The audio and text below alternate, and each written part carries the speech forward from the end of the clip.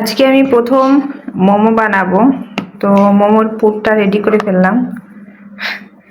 এখন দেখা যাক আজকের মোমোটা হয় কিনা। আমি ফার্স্ট মোমো তৈরি করতেছি, ইফতারে খাবো। পুর রেডি করে ফেলছি মোমোর। এবার আমি রুটি বানিয়ে ফেলেছি। এটা এখন গোল গোল করে সাইজ করে কেটে নেব। এভাবে সাইজ করে কেটে নিলাম। এটার ভিতরে এবার পুর দিব।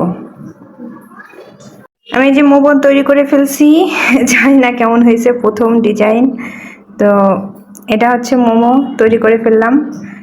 এখন রান্না করার পালা, দেখি কেমন হয়। খেতে জানি না কেমন হবে, যেহেতু রোজা আছি, রোজা থেকে তৈরি করছি। এখন চুলায় একটা কড়াই দিয়ে দিলাম।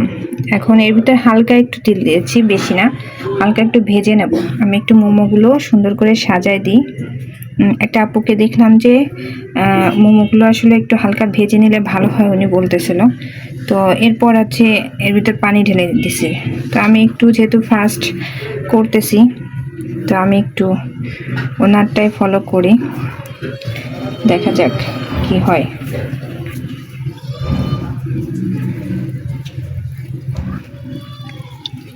আমার মনে হয় এতে একটু বসেও যাবে, একসাথে কি সবকটা ধরবে।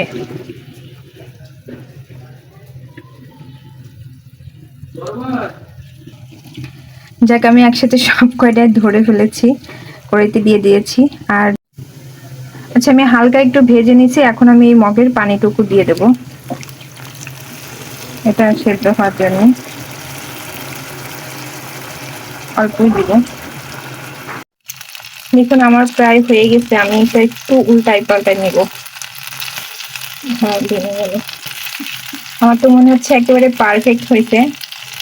জানি না কেমন হয়েছে, খাইতে কেমন লাগবে। তো দেখতে তো মনে হচ্ছে যে পারফেক্ট আছে আর কি, খাওয়া যাবে।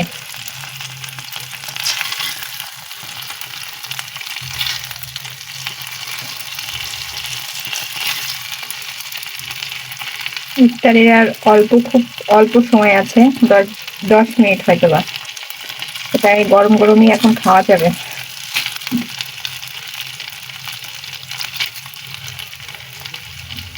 এটা হচ্ছে মোমোর ফাইনাল লুক, মানে এখন খেতে হবে।